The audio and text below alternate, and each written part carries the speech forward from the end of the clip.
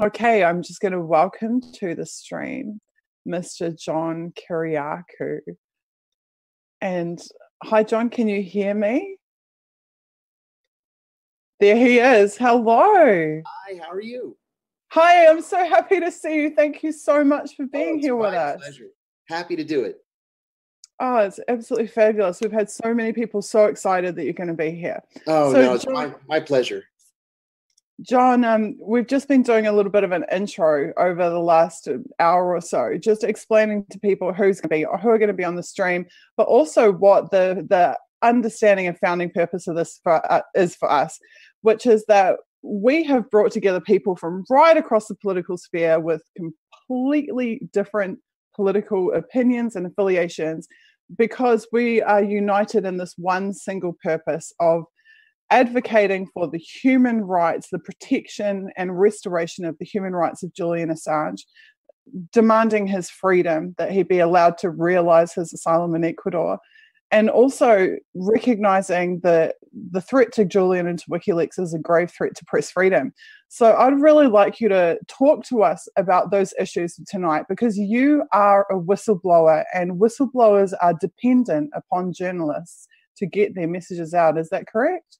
Oh, it's absolutely correct. You know, especially in the intelligence community here in the United States, we're taught when we're first hired that if you see evidence of waste, fraud, abuse, or illegality, that you go through the chain of command. But time and time again, it's been proven that that just simply doesn't work. Tom Drake went through the chain of command. He was rewarded with 9 felony charges, including 7 counts of espionage. Bill Binney, Kirk Wiebe, Diane Rourke went through their chains of command, and they were arrested and harassed by the police. I didn't go through my chain of command because my chain of command created the CIA's torture program. I went to the press. And so really, for me, the only thing to do is to go to the press. Would-be whistleblowers email me, call me all the time. I get this all the time. And people ask me, who in the media should they go to? Well, outlets like the New York Times, the Washington Post, The Intercept have encryption keys on their websites. I don't trust any of them, frankly. And I tell people every time I'm asked, the only place to go is WikiLeaks, because WikiLeaks is the only organization that has never blown a source. It's the only organization you can trust to handle this kind of information. And that was true years ago with Chelsea Manning. It's true today. Absolutely an amazing point. Conversely, John, what is the threat? You know, if we fail to stand up for Julian, we fail to stand up for WikiLeaks. I mean, what is the wider impact of that? Oh, the wider impact is that there's literally nowhere for a whistleblower to go. And so the information just doesn't get out. I can't tell you how many times people have said to me that they just assess that it's not worth going forward. So they just keep their mouths shut. And, you know, the country is lesser for it. Here in the United States, especially with national security whistleblowers, I believe very firmly that the American people own that information. The information belongs to the people, the citizens of the United States, not to the people who classified it. It's also illegal in the United States to classify something that is a crime. It's illegal to classify something so that it doesn't see the light of day, so that it can't go public. Well, that still happens every day. And the only reason we know about it is because of whistleblowers. Well, if there's no outlet for a whistleblower to go to, then the information never goes public. And then we don't know what our government is doing in our name. And we have a right. And to me, it's one of the most important rights that an American can have, the right to know what his government is doing in his name.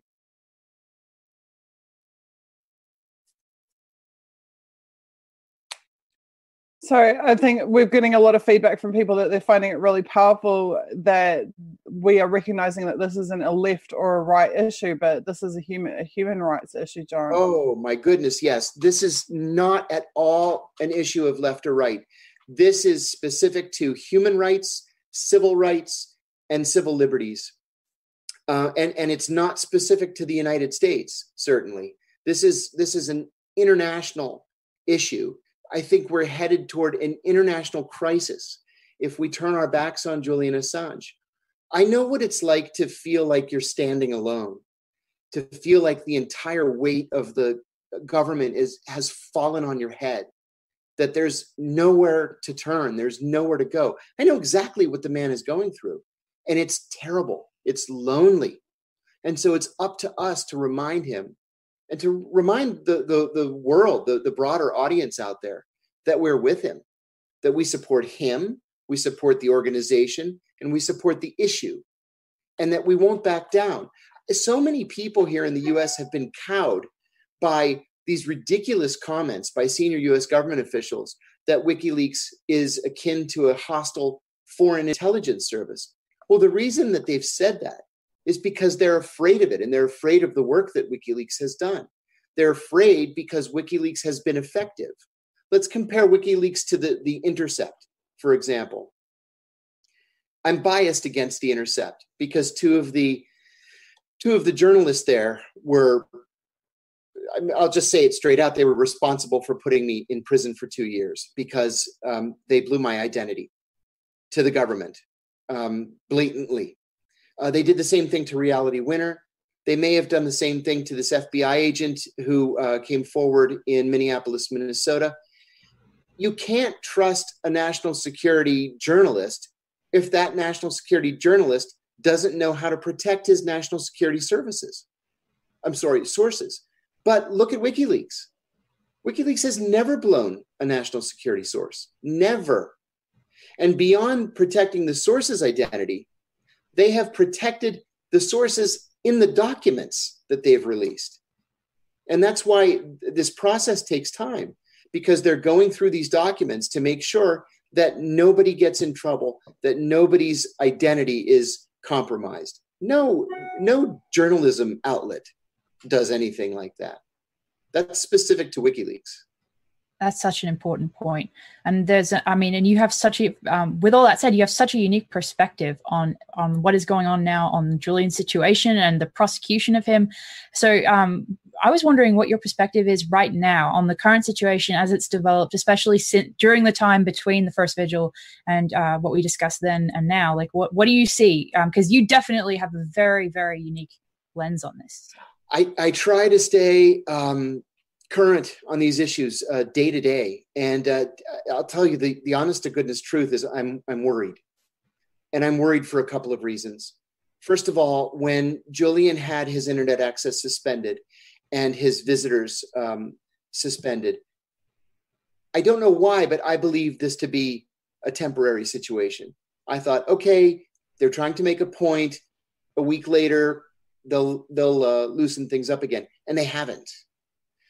Besides that, and this is what worries me even more, I delivered a letter to the Ecuadorian ambassador to the United States a few months ago, asking the ambassador to ask his government to let Julian have internet access. The very next day, an article appeared in the Wall Street Journal, and it was entitled, "Ecuador is Open for Business." Yes. And it talked about how the Ecuadorian government had approached the Trump administration to try to improve and to enhance business ties. That sent a chill up my spine because it made me think and fear that Julian may be used as a pawn so the Ecuadorian government can make a little bit of money. So that troubles me very deeply. And that's not something I was worried about just a few short months ago. Definitely. It's an absolutely terrifying prospect that he might be used as leverage in that way, and that this suffering could be leverage. Really, really disturbing. Let me interrupt you too. I want to talk about some rumors here in Washington. Absolutely. The rumor is that either Julian has been indicted in the Eastern District of Virginia, or that a grand jury has been impaneled in the Eastern District of Virginia. The reason why this would be done in the Eastern District rather than in Washington, D.C. or in any other district in the country is that the Eastern District of Virginia is known as the espionage court. No national security defendant has ever won a case there, ever. I was tried there. Ed Snowden was charged there. Jeffrey Sterling was charged there. We've all had our cases in the Eastern District of Virginia. There's one judge in particular, Judge Leonie Brinkema, who reserves all of these cases for herself. So she's been the judge for all of us, and we were all found guilty. Beyond that, she made it literally impossible to mount a defense, because every time we would motion the court to allow us to declassify information necessary to defend ourselves, she denied the motion. She denied 72 of my motions and approved 0. We were walking out of the courtroom one day, and I said to my attorney, "What just happened?" And my attorney said, "We just lost the case. That's what happened." Well, Julian is looking at the same kind of outcome. If he's forced out of that embassy and extradited to the United States, he cannot get a fair trial. It's impossible, because the deck is stacked, and everybody knows what's going to happen if he comes back to the Eastern District of Virginia. This is the same advice I gave Ed Snowden. Don't come home, because you can't get a fair trial here. Julian doesn't have the choice. And that's what frightens me even more. Yeah, and that's so important to hear from you, from your perspective on that. I think that's a really important information for our audience to have about what it is exactly that he faces if he were to lose asylum or to walk out of the embassy. This would not be a fair judicial process whatsoever. So thank you for explaining that. Oh, sure. And we also have to remember that the Brits are essentially puppets of the United States in cases like this. They will do anything that the U.S. intelligence community tells them to do. And I think we can all should assume that the U.S. has told the British that as soon as Julian walks out of that embassy, that the U.S. wants him. Yeah, and I believe recently, after the first vigil, Cassandra actually tweeted an old leaked picture of the orders that the police guarding the embassy were given, which was to immediately arrest him, immediately put him into custody if he came out, even if he was somehow in, I believe the document said if he was in a diplomatic bag or something ridiculous like that. But basically, this is not a normal process that he's going through, and it would not be a normal result if he were to leave. So. No, certainly not. And his hands are tied. Up until now, I think all of us believed that we could count on the Ecuadorians. I hope that we still can. I know that President Correa former President Correa has expressed disappointment in Lenin Moreno's policy toward Julian. I still hope that this policy is temporary. I know we all do. Definitely. I hope so as well. I hope that with voices like yours and all of the other voices that are being raised, whether it's, Roger Waters, with his concert, and all of these efforts, I hope that will make a real difference for Moreno and his decision on this. You too. John, that point that you just brought up before about how the last time we got together for the first vigil event, you were confident, or you felt sure that Julian's communications would be restored. I think I felt exactly the same way. And the reason that we actually designed Unity for J as being a new mass movement and not just a continuation of #Reconnect Julian is because we actually thought to ourselves, oh yeah, he'll be reconnected any day now, but the larger issue is that we need to free him from the embassy. And exactly. we just took it for granted that because previously he'd been disconnected and then reconnected, that it was just a matter of time. But looking at, the geopolitical situation and seeing, as you're just talking about Ecuador and the developments with Lenin Moreno, it seems that we might have, I think it's a human tendency, actually.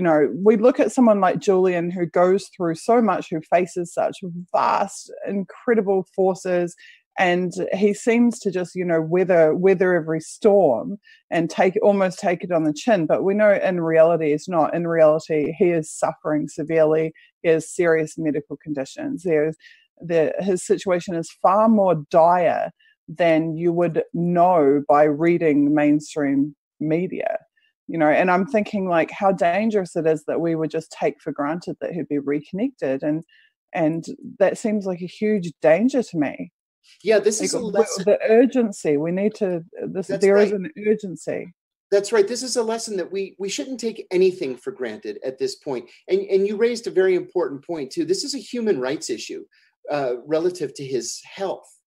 And this is something that really is not reported anywhere. But the man's health cannot be very good. Closed up in that embassy 24 hours a day, 7 days a week. He needs sunlight. He needs exercise. He needs nutritious food. And we have no idea if he's getting any of that.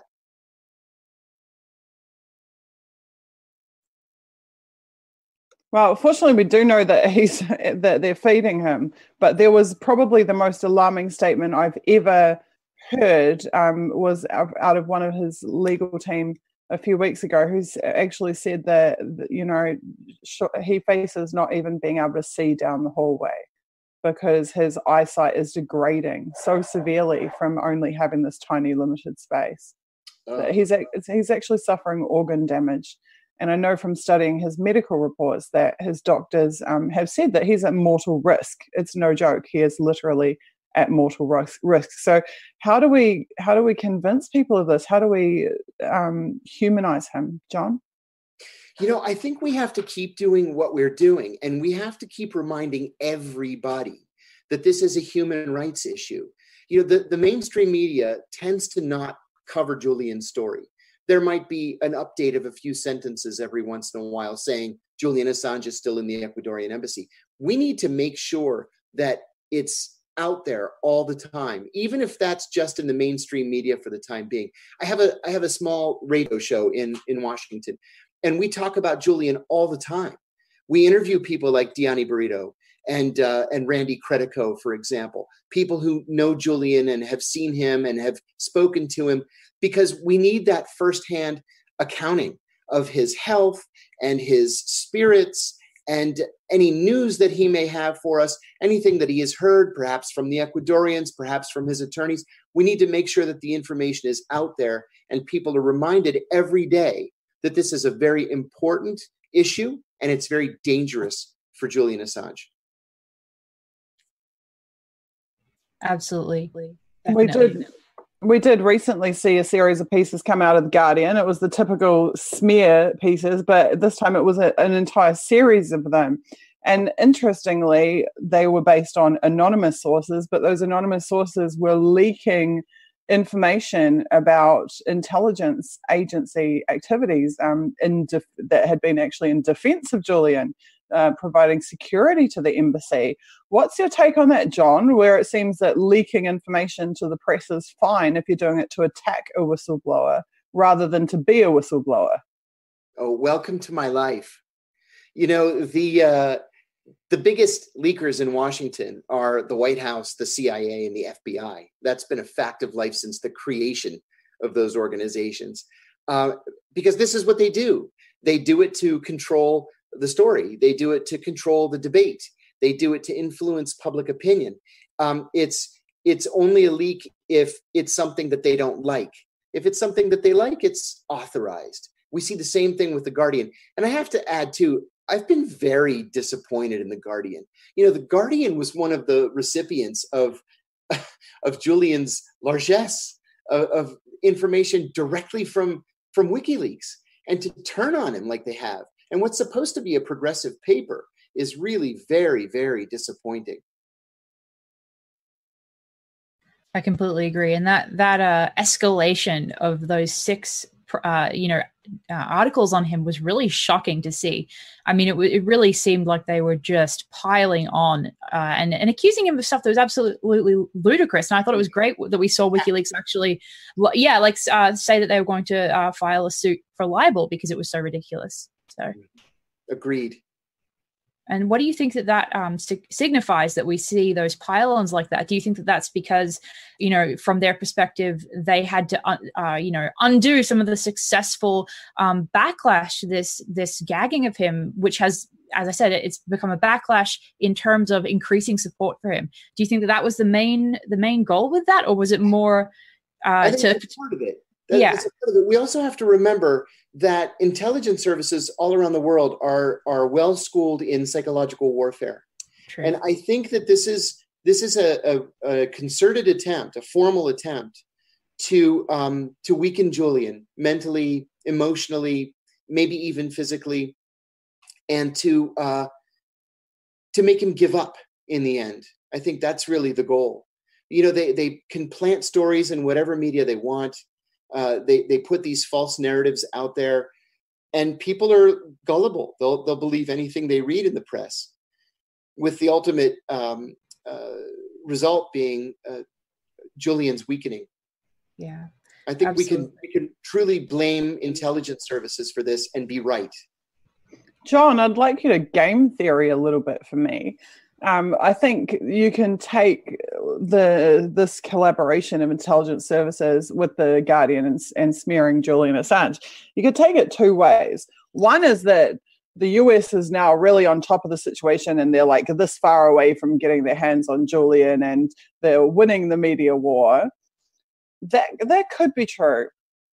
Or it could be, and this is what I suspect, that they are trying to depict that is the case, and that they are hoping that by depicting themselves as being in this position of incredible strength and Ecuador is collaborating with them, that they will be able to, manifest the future that they want to realize, rather than that actually being the situation. What is your take on that? What do you suspect? The second scenario is entirely plausible. And the reason why I believe that it could be the case, that you never hear any complaints really about WikiLeaks coming out of the White House. You remember during the campaign, Donald Trump said, "I love WikiLeaks." Remember that? I mean, he was grandstanding, of course. Absolutely. Definitely. I remember that. Yeah. Well, so we're not seeing leaks coming from the Justice Department. We're not seeing leaks coming from the White House. The only things that we're seeing are coming from the FBI and the CIA. And then we're seeing actually public statements from former CIA Director Mike Pompeo. So there may be a policy slid here that this is a tier one target or operation for the CIA, but it's really not very important for the White House. So your second scenario may very well be the case. But again, either way, regardless of whether it's the first scenario or the second, one of the goals is to weaken Julian and to isolate Julian. And that's what we really have to push back on. And we really don't have much in the way of ammunition. Except people power. Exactly. Because we know that international law is on Julian's side. We know that precedent is on Julian's side. He has won time and time again in his legal battles against the governments. I was going to say agencies, but really governments that are persecuting him and that are arbitrarily detaining him. I think what is going to have to happen is there's going to have to be a mass movement, an international movement, a la Free Nelson Mandela movement of the 80s, to push, to turn the tide, to put enough pressure on these governments that they will have to abide by international law and that they will have to free him. John, I'd like to take you back in time a little bit. I'd actually like you to take us back in time a little bit. From my perspective, you are a hero. You're a celebrated whistleblower. Your whistleblowing was of historic proportions. As I was saying earlier, when I was discussing the fact you'd be on stream, your revelations made a US president have to stand up and answer to what was being done. And there are very few people on this planet that can say that they've had that type of impact on global affairs. He said, but you just a moment ago, though, you were talking about feeling isolated and feeling like the world was against you. And so I wondered, can you take us back in time to explain to us, tell us the story of that transition? How did you get from point A of being all by yourself on your lonesome against the most fearsome intelligence agency in the world, arguably, to being a household name and celebrated as a hero and having your whistleblowing recognized at the level that it has been? Well, on the day that the FBI told me that they were going to arrest me, they actually intended to arrest me that day. And the only thing that saved me was I said, I want to speak to my lawyer and I want to speak to him right now. That was on a Thursday. The FBI likes to arrest people on Thursdays because the courts don't arraign new prisoners on Fridays. And so you have to spend Thursday night, Friday night, Saturday night, and Sunday night in jail. And frankly, they hope that you have a rough time. Maybe you get beaten up. It softens you up a little bit, and then you're more willing to take a deal. I'm not exaggerating when I tell you that every whistleblower who's facing prison considers suicide. It's just a natural thing. I've spoken to 50 different whistleblowers, and to a man and woman, every one of them considered committing suicide in the very beginning. It's that terrible. It's that difficult. You really feel that isolated. But there were two things that kind of changed my perspective. One was my wife. She told me a couple of days after my arraignment on the following Monday, they have consistently underestimated your strength. You can take them, she said. You have to fight them. And she was right. I had to fight, and I decided that I would.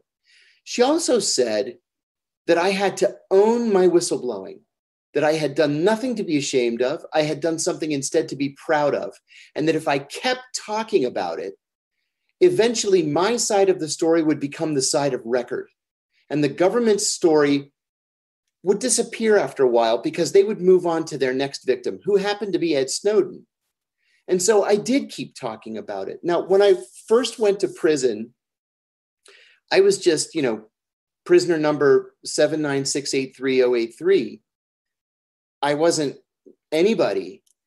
And then I wrote a letter, an open letter to my attorneys 6 weeks after I got to prison, just to tell them what the experience was like up to that point. I didn't even realize that I was blowing the whistle on corruption inside the prison, the prison guards' corruption. It led to an inspector general investigation in the Department of Justice. And my attorney sent it to Arianna Huffington. She put it on the Huffington Post, and it got more than 1 million hits, which was a real surprise to me. I was getting interview requests from everywhere, from CNN and Fox and MSNBC and Time Magazine, the Washington Post, the New York Times. It was crazy. About 6 weeks after that, Ed Snowden went public with his revelations, and I wrote an open letter to him, and I followed it up with a private letter that I sent through a mutual friend. The open letter received many millions of hits. And I realized then, so it took me a good 6 months, I realized then that I wasn't alone, that there were a lot of like-minded people out there. I just didn't realize it. And so people started writing to me. And I made a decision on my very first day in prison that if somebody was going to take time out of their day to sit with a pen and paper and write me a letter, I was going to answer that letter.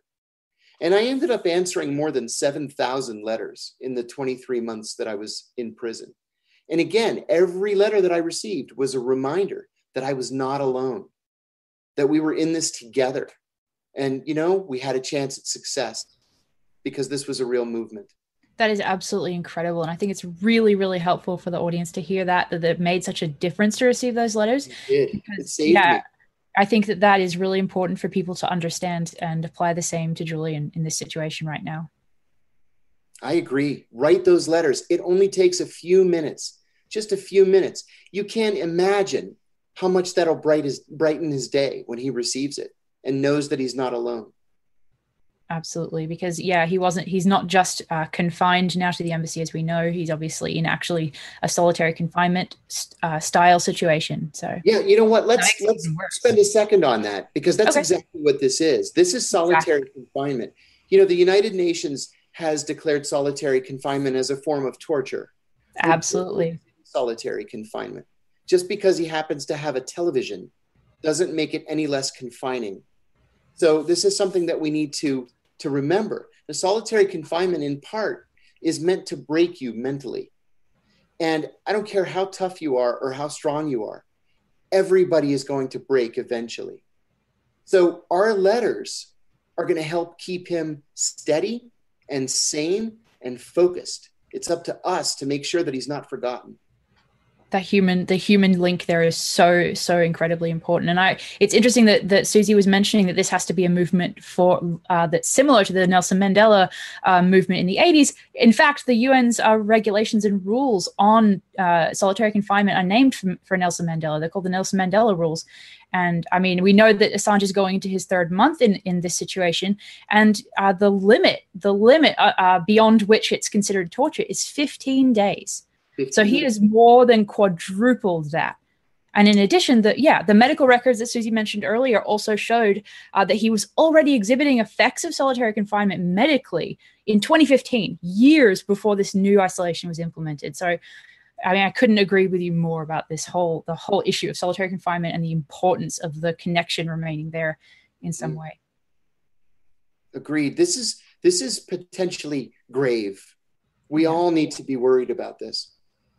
I think that sometimes I think in American culture and in the public space, we think of torture and we think of something active and physical happening to somebody, you know, that's this graphic and terrible. And that's true. But we underestimate how incredibly painful and how concretely isolation affects people physically and biologically. And just as you said, everyone will break at some point. That is so true. And that's backed up in medical literature. It shows that isolation absolutely causes brain changes. It causes all sorts of medical issues. So this situation, as you've said, cannot be underestimated. You know, at the CIA, they called it learned helplessness. And that's exactly what it is. You just accept the fact that you're helpless and there's nothing that you can do that's going to help you. You can't help yourself. And so you just fall apart. And I think that's what they're counting on.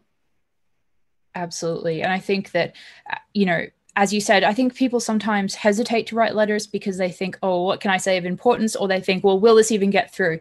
And I think that if you have that type of hesitation, please just write it anyway. Even if they're all thrown out, if you are writing those letters, you are making an act that you are enacting,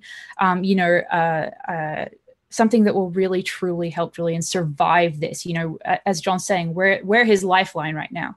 So don't underestimate your own actions. There were so many people who wrote to me just about their day, you know, how their day was. One woman, you know, visited her daughter. One woman wrote to me and explained this new card game that she had learned. A woman would take pictures of birds that landed in her backyard and send me the pictures. I can't tell you how wonderful that was. Because, you know, for even just a few minutes, you forget that you're in a cage and that you're being held under armed guard. It's surrounded by barbed wire fences and guard towers. It's liberating, even just for a few minutes. So don't worry about trying to think up something profound. Just say hello and tell them how your day is. That's incredible to hear. I think that's really important for people to hear, because I know that a lot of people, as Susie was saying earlier, they don't see Assange as a human being like the rest of us. They see him as somebody who's kind of up on a pedestal almost. Yeah. And we really have to understand that he is a human being and he needs connection to other human beings in order to survive, because we all do. So that's right. Definitely. So I'm going to check chat really fast and see if we have any questions for you that are in that chat. One moment while I look. If you guys have questions for John, please let us know, and we will pass those on immediately.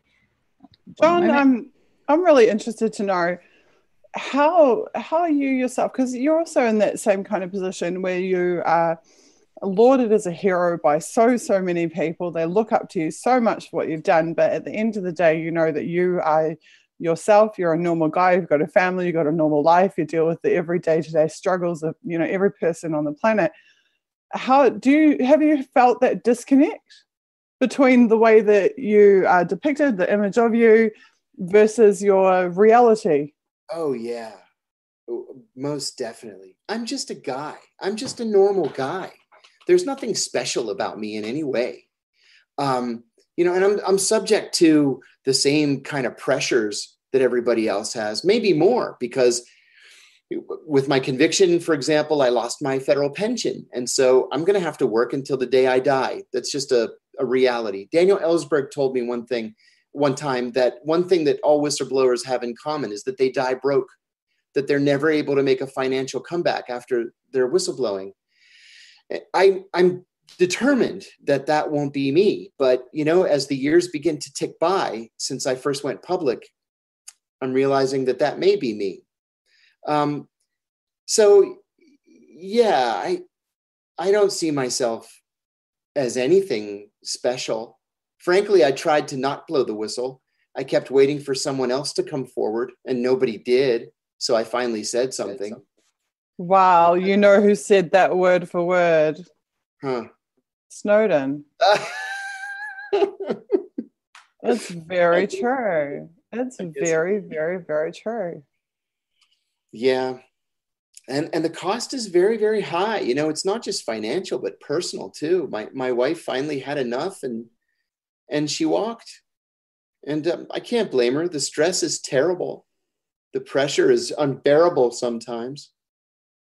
So yeah, there's but what's the counterbalance to that? Like on one side, we have the price, the risks that we take, the price that we pay, the horrific price that we pay.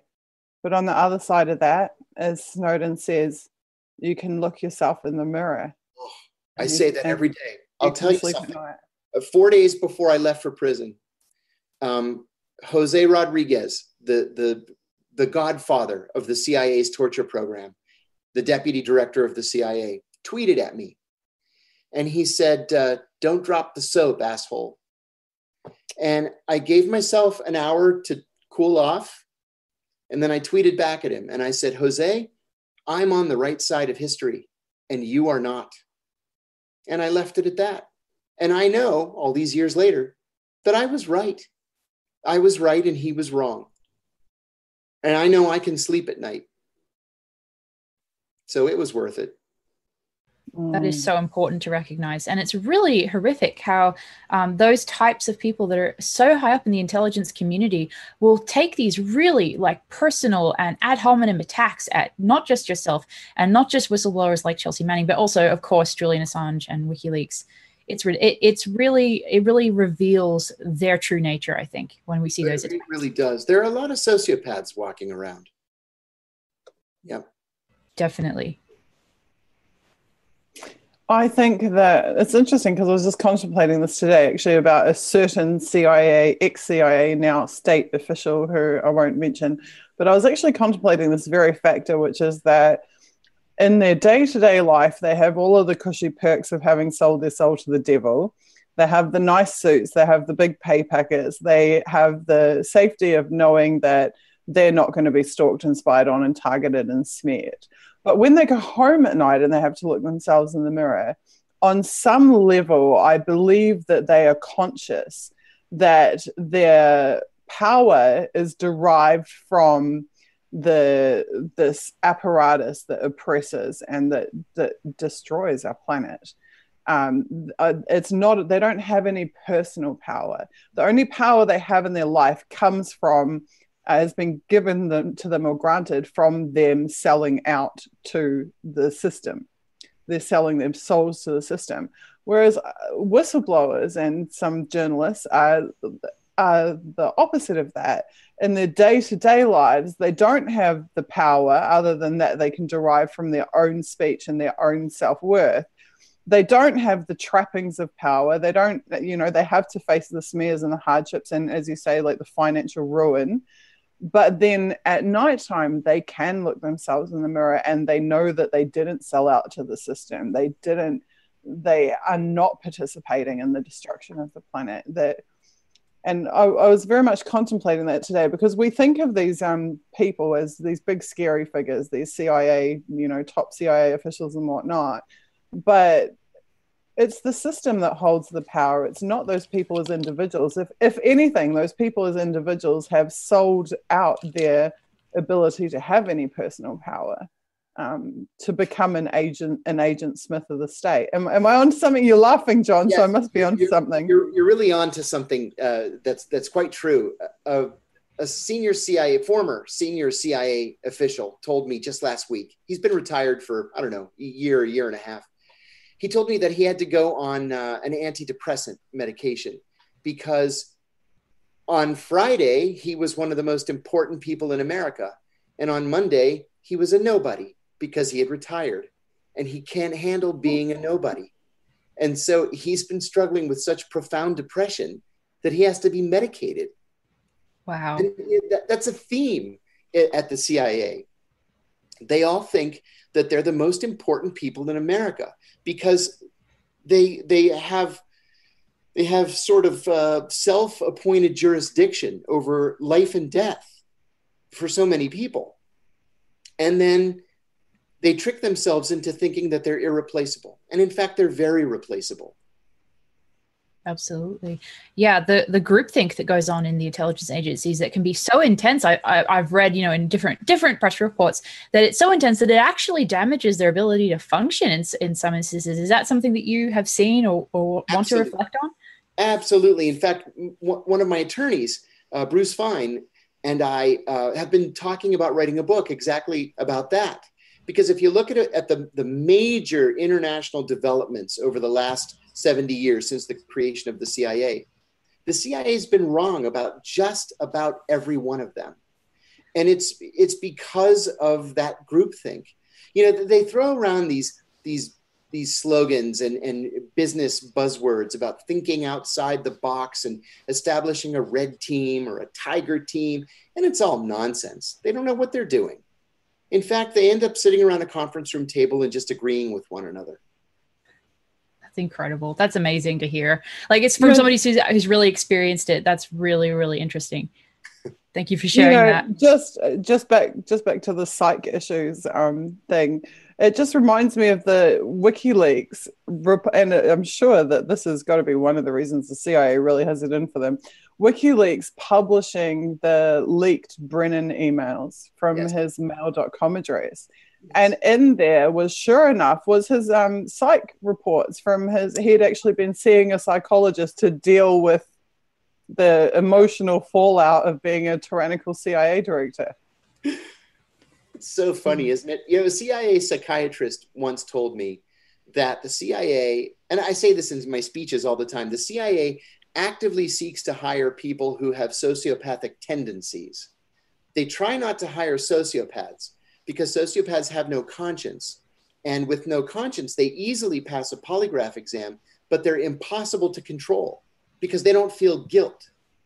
People who have sociopathic tendencies do have a conscience and do feel guilt, but are happy to work in moral, ethical, and legal gray areas. The problem is that because sociopaths are sociopaths, they're going to slip through the cracks anyway. And like in any corporate environment, it's the sociopaths who work their way to the top. And they work their way to the top because they're also happy to just climb over the backs of their colleagues and coworkers to make it to the top.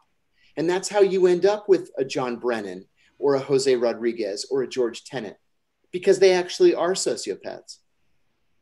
But yeah, that makes so much sense. Go ahead, Susie. But then even these sociopaths that are involved in so much, inflicting so much pain on this entire planet, as well as people on it, they still seem to have at some level this deep psychological fallout. And I find that quite fascinating, because that tells me that even though they're conditioned to exhibiting this psychopathic behavior, at some level, I truly think that deep down in a little box somewhere that they keep it hidden in is this tiny scrap of conscience. Well, I personally disagree with that completely, but that's just my personal take on that.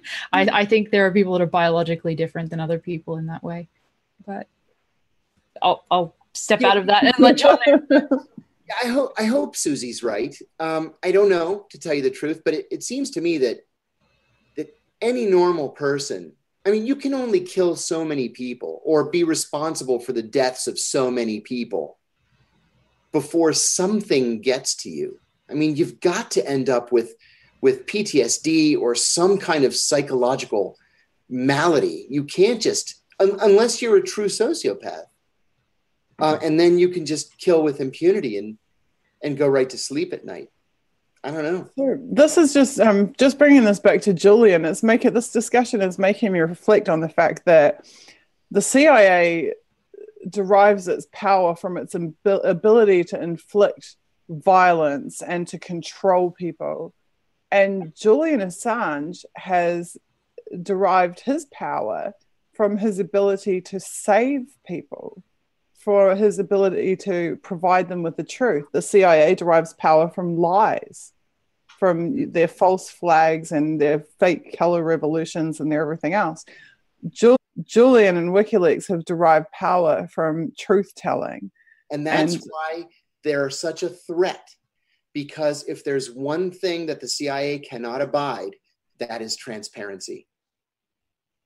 Their that entire makes so much house sense. That's the house of cards, right? Mm-hmm. Exactly. It can bring down the house of cards.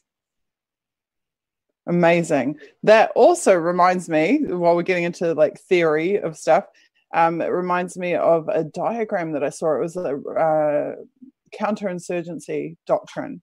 And it said it's like the three pillars of society, and one was the financial, one was the police, and one was the government. And these three pillars are in a house formation. And on the bottom, the foundation of the house is information. And information was the only factor that had the capacity to bring down all three pillars. And they said that each pillar on its own could fall and the structure could remain. So you could have a total financial crash, but the police state, the security state and military, and the government combined would keep the house up. You could have, lose your military force, but still the financial and the government is enough to like rebuild that, as we've seen in many states that have had to rebuild their security forces. We could have lose the prime minister has to step down, the government is dissolved, but you still have the police and military security state, and you still have the financial role that the house stays up. But the information pool at the bottom, when you threaten that information pool, you place all three pillars in jeopardy. And that was the counterinsurgency doctrine. Oh, I believe every word of that. I think that's exactly right. And years of thought have gone into that doctrine. They know exactly what they're talking about. But again, we have this like yin yang where the CIA would use that doctrine to destabilize a country. They would use information warfare to destabilize those three pillars that are holding that society together.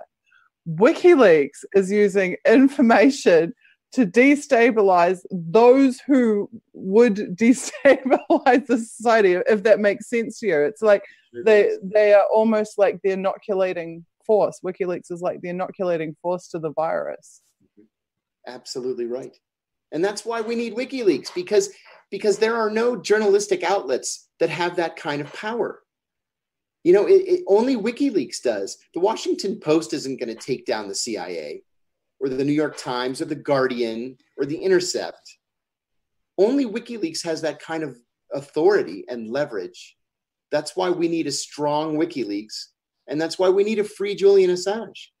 Exactly. They have the integrity that nobody else has. Mm-hmm. Nobody at all. So from your perspective, how do people, what are some of the ways, and I know we've hashed this up before, but from your unique perspective, how can people that are listening and watching, actively help support WikiLeaks and Julian Assange, in addition to the letter writing to keep him, connected to humanity? What are some of the things people can really tangibly do to help that you think of from what you've been through? I was speaking to a member of Congress about a week ago, and the topic of WikiLeaks came up. And this guy's a very conservative Republican. He's a member of the Tea Party caucus here in the States, which is it's a group of the most conservative members of the House of Representatives. And he said that he had sort of a knee-jerk reaction against WikiLeaks for a long time, until constituents began to write to him and to ask him to support WikiLeaks. And so he said he never really gave it much thought until people began to write. And, these guys really are responsive to their constituents. They really are. I've worked on both the House side and the Senate side, and I can tell you that when people write letters to their elected representatives, they listen. And so he actually reevaluated and reassessed his entire position on WikiLeaks. I'm not sure that he's willing to say that publicly yet, but one at a time, and over time, we can actually win this thing. I think that's a really, really valuable piece of information for people to have, because I know that when I give that answer to people, well, you can write letters to your representatives, you can write letters to so-and-so, there's kind of that sense of like, well, that's not enough. And people have to understand how much of a real impact that makes. It's a big deal, truly. Absolutely.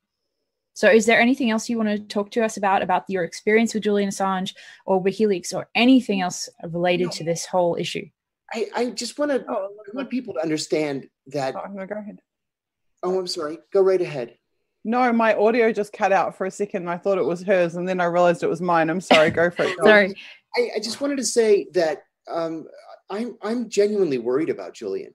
You know, before they cut off his communication, his access to the outside world, I wasn't really worried about him. And I thought, well, you know, eventually this thing is going to play out and he's going to end up being fine and something's going to happen. They're going to drop the charges and they're not going to charge him in the first place, or the Brits are going to walk away or whatever. I'm worried now.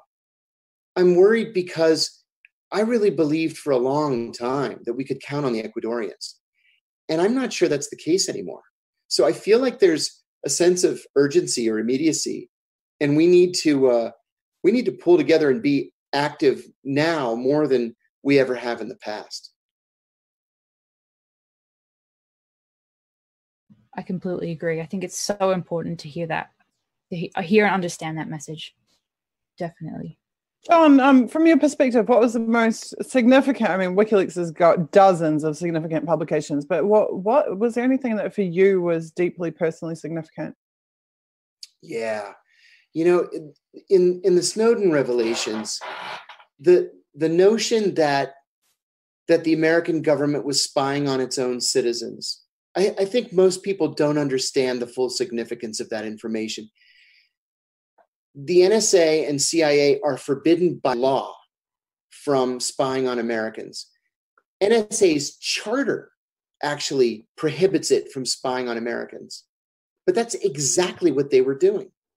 Using 9/11 as an excuse, using the Patriot Act as a justification. It was only because of Snowden's revelations that A, the American people became aware of what was happening, and B, members of Congress began realizing that this thing is starting to spin out of control. And so it's just now in the last year and a half that Congress has begun to reject certain provisions of the Patriot Act. They've just begun to weaken parts of it. So we can't call it a victory yet, but we're headed in that direction. And that's only because of Ed Snowden and WikiLeaks. I find it fascinating what you were just saying, that members of Congress actually are responsive, because I remember when Courage Foundation was urging supporters of Laurie Love to reach out to members of the UK Parliament. And I actually thought to myself, quite cynically, you know, nothing against the effort, but I thought to myself, oh, will any of these politicians even care? You know, what's the chance of them like reading the letters? And then sure enough, Courage was able to drum up like some phenomenal amount of MPs, wasn't it like 60 or 70 MPs, some huge amount of politicians, and actually managed to get them to advocate for Laurie. And I think it very much was a deciding factor in that case, in the successful outcome of Laurie's case. You know, a dozen House members and 2 senators wrote to the Bureau of Prisons inquiring about my well-being and threatening them to not put me in what was called diesel therapy, which was to transfer me to different prisons around the country to silence me. And it was only because people were writing letters to their congressmen. These congressmen really are receptive. They really are reactive to it. That's amazing. Yeah, go ahead. Well, how do we leverage that? How do we leverage that for Julian? You know, there's something to be said for a good old-fashioned letter writing campaign. They're important, especially if you're writing to people who actually represent you. For example, I live in Virginia. If I write to a senator from South Dakota, he's not going to care, or a congressman from South Dakota. But if somebody from South Dakota writes, they're going to jump to attention. And I can write to my representatives here in Virginia, and they will jump to attention. So if we've got a concerted nationwide or semi-nationwide campaign going, we can really get results that way. You know, we've just had a question from the YouTube live chat, and they've said, why did Obama believe his legacy would be enhanced by his commutation of Chelsea's sentence? And that is I can't even say the word. It synchronizes with the thought that I was just having, which is remembering that WikiLeaks, you're just talking about the power of a good old-fashioned letter writing campaign, that WikiLeaks actually did letter writing campaigns to Obama on Chelsea Manning's behalf years before the eventual commutation. So what would be your response to that question about why do you think that Obama did go ahead and commute the sentence? I actually know the answer from inside Obama's head. And I'll tell you why. A very wealthy Greek-American businessman who is very personally close to Joe Biden approached Biden to ask him if he would ask Obama to pardon me. And so I went to Delaware one night. I took the train and went to Biden's house. And this Greek-American took the train down from New York, and we met at Biden's house. And Biden agreed to go to the president the next night and lobby for me. So the next day, the two of them went to the White House. I went home. I wasn't invited to the White House. And when they came out, the Greek-American businessman called me. And he said, "You would have been so proud of Joe Biden. He went to the mat for you. He argued your case with everything that he had." And then he said, 10 minutes into it, the president put up his hands and said, "Guys, I'm just not going to do this. It's either him or it's Manning." And Manning got 35 years. And that's why Obama did it. Obama was not upset that Chelsea was convicted. Obama just believed that 35 was too much. So he didn't really commute Chelsea's sentence out of the goodness of his heart or because of some pursuit of justice. I mean, we all know now that Barack Obama was the enemy of transparency. He waged a war on whistleblowers. Chelsea just got lucky in the end. Yeah, that's something that a lot of people underestimate and don't take into account is how much Obama actually escalated a lot of these problems. And don't forget that Obama prosecuted 8 national security whistleblowers. That's almost 3 times the number of all previous presidents combined. Extremely just mind-boggling that a supposedly liberal president would do that type of thing.